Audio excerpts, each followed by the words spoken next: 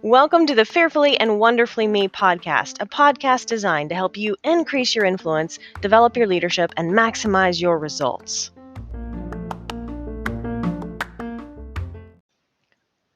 Hello, everyone. Welcome to today's podcast episode on what you can master to increase your influence at home. And, that's one of those things that intuitively we probably know if we stop and think about it. But like anything, if we aren't intentional about stopping to think about it, it's easy to let this concept pass us by, and therefore we miss out on influence at home. And when I say influence at home, I'm really think of that in terms of influence in our personal relationships. So influence with our spouse, influence with our children, our close friends, those extended family relationships, influencing those people, right? Those people who our heart is closer to, and yet for some reason sometimes it's more difficult to influence those people. But here's why: those people see you during the bad times and the good times, right? It's ironic, but sometimes the people we love the most see the worst in us because they see us through the good times and the bad times, the tough times, the sick times, the I've got the flu times, the I'm dead broke times. And they also see us on top of the mountain as well, of course. There's some great mountaintop moments with our personal close relationships. But those are also the people that your heart is close to. And because you spend a lot of time with them, you're doing life with them, they're going to see you sometimes when it's not a great time versus when we're doing work. We tend to put on a little bit more of a mask, and we tend to be a little bit, not always, but we tend to be a little more restrained with our emotions in a professional environment. And we know that, right?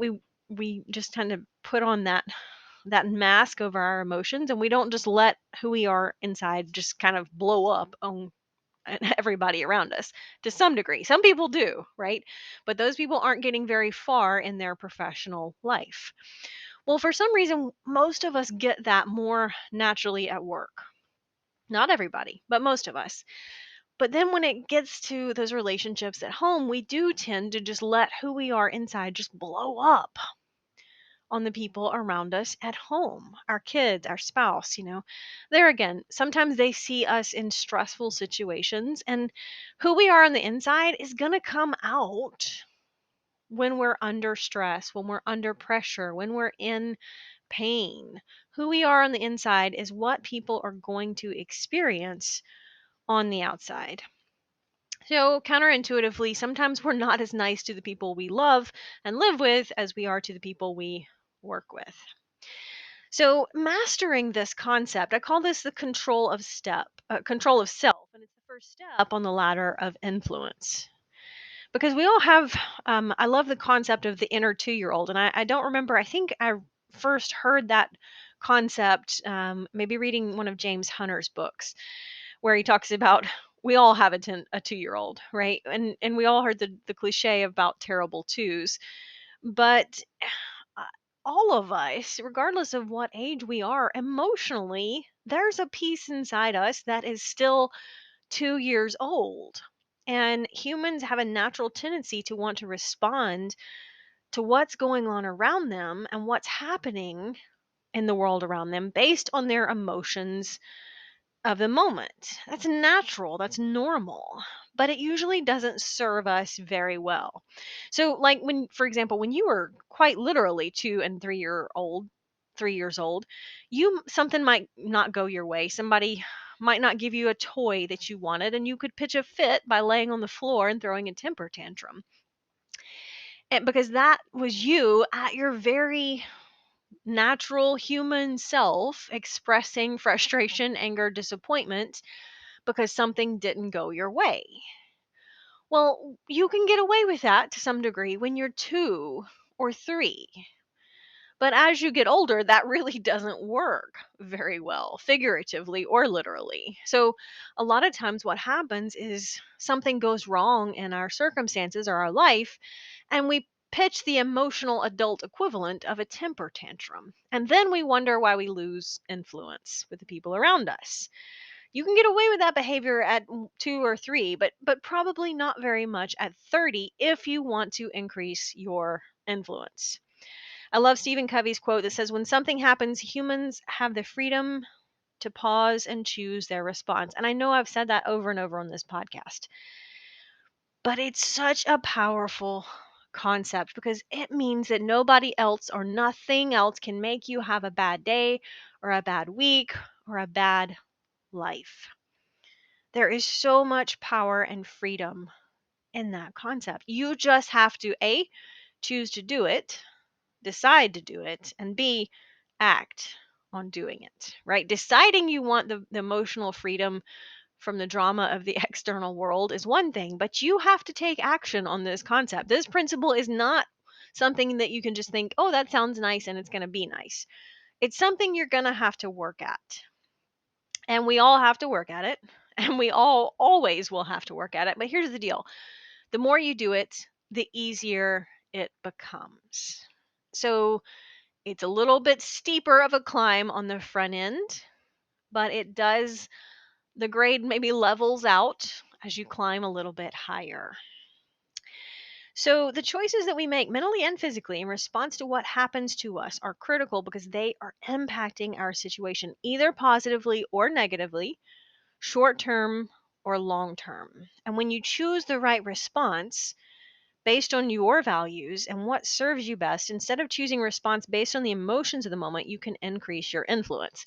Now, I say all of that and I realize that that is much, much, much easier to say than it is to do.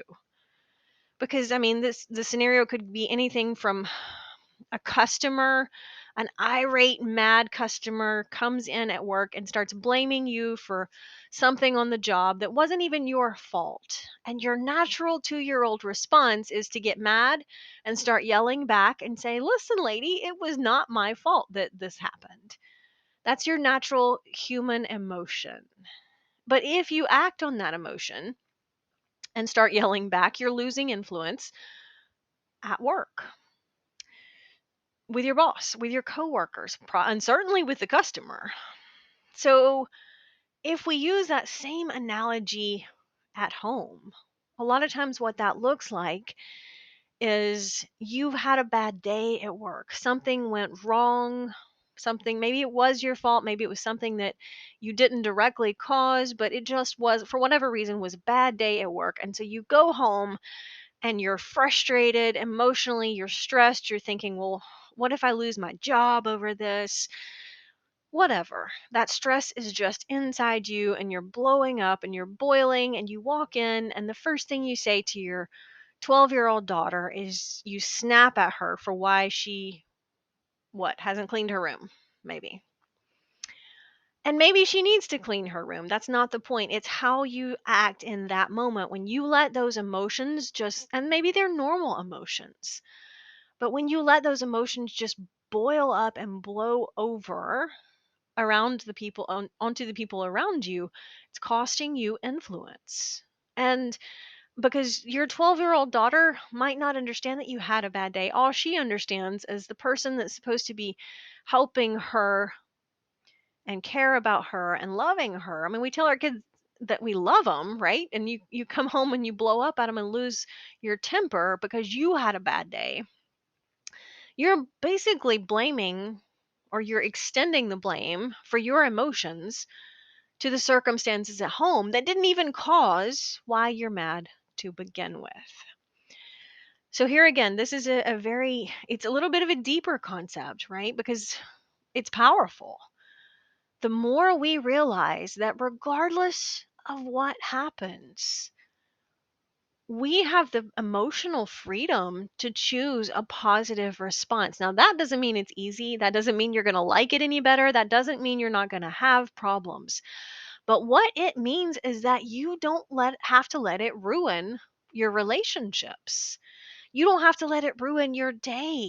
You don't have to let it ruin your next 5 minutes.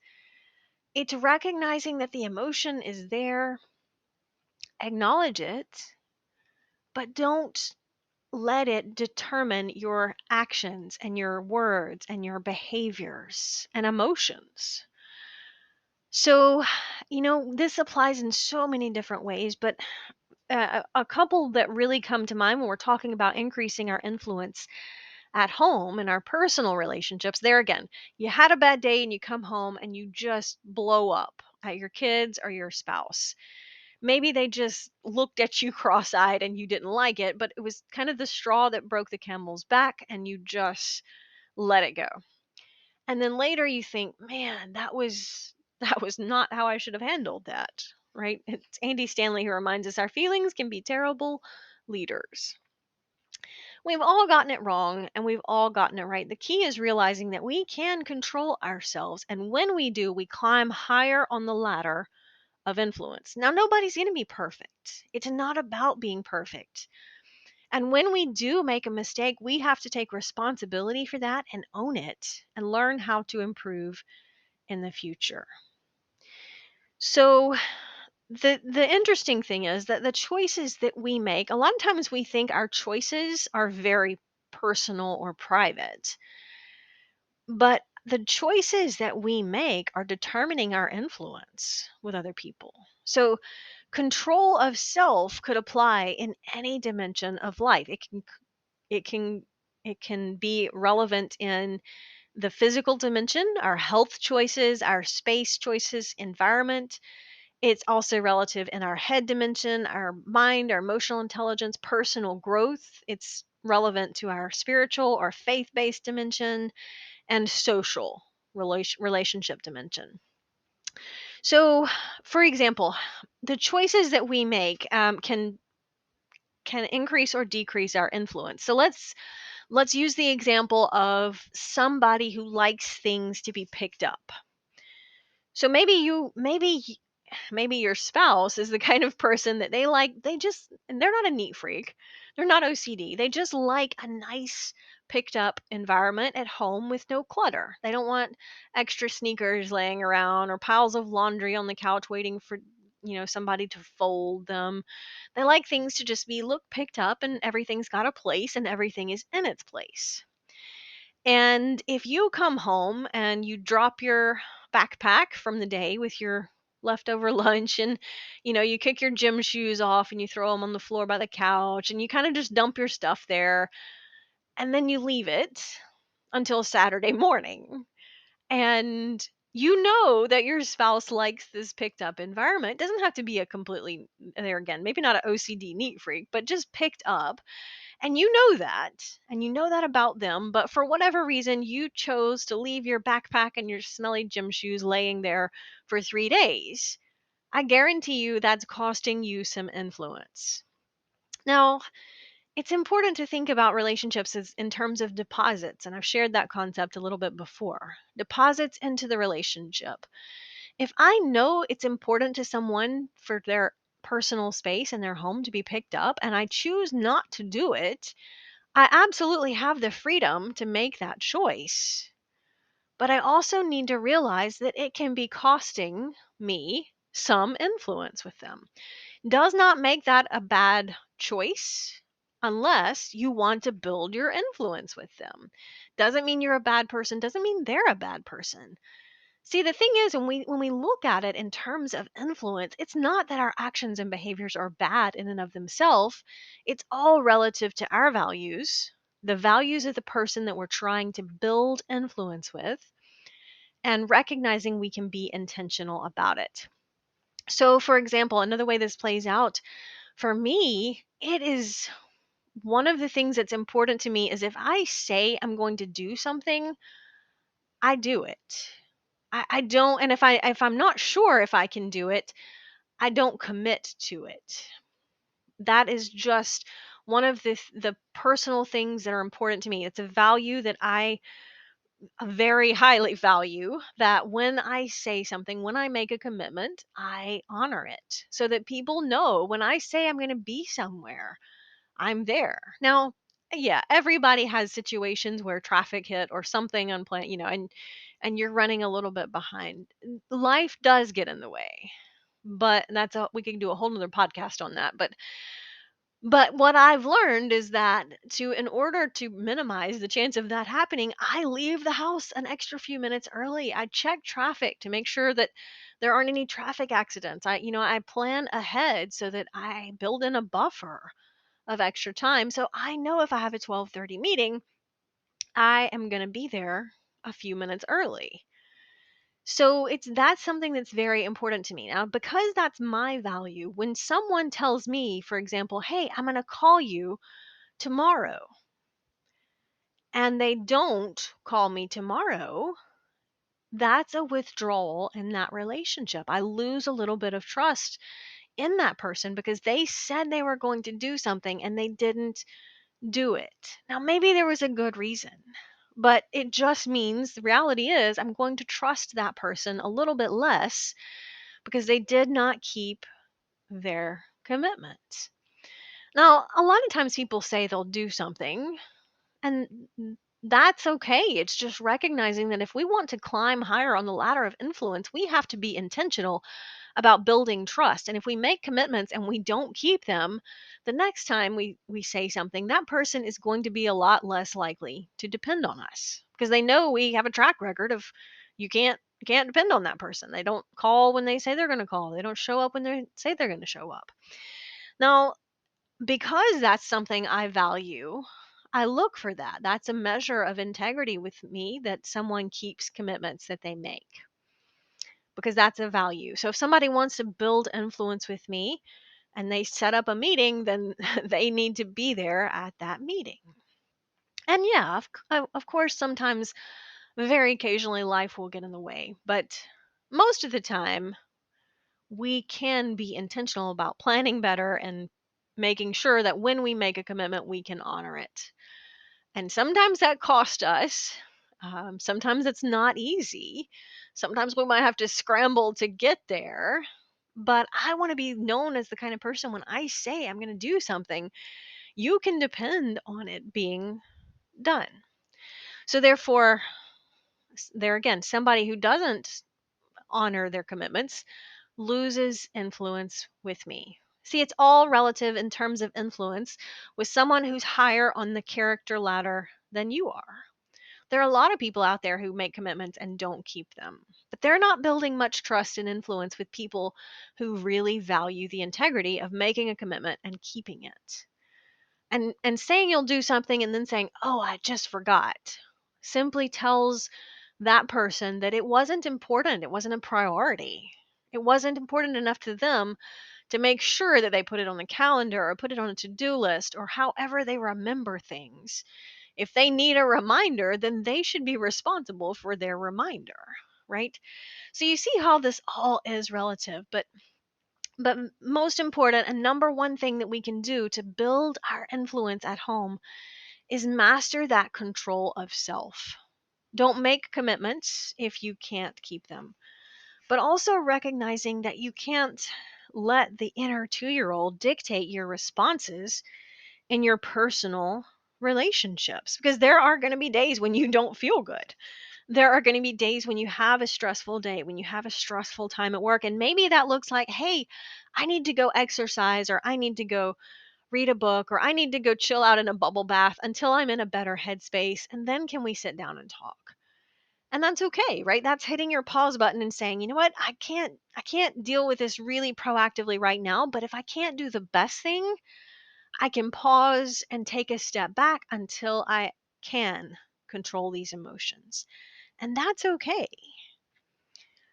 But losing our temper with other people, losing control of our emotional self or our environment or our physical choices, any dimension of life where we lose control of ourself, it can be costing us influence, especially with those personal relationships.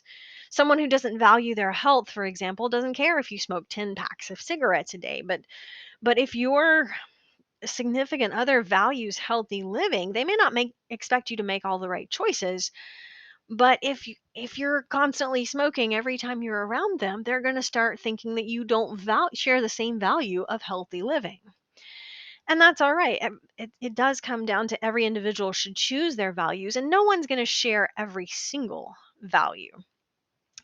but it's realizing that relative to influence, your choices make or break you. The question isn't whether this is a right choice or a wrong choice. The question is, how are my choices impacting my influence? And that's something that only you can decide for yourself. Is this something that's holding me back? What's holding me back the most? And what do I need to change? Until next time.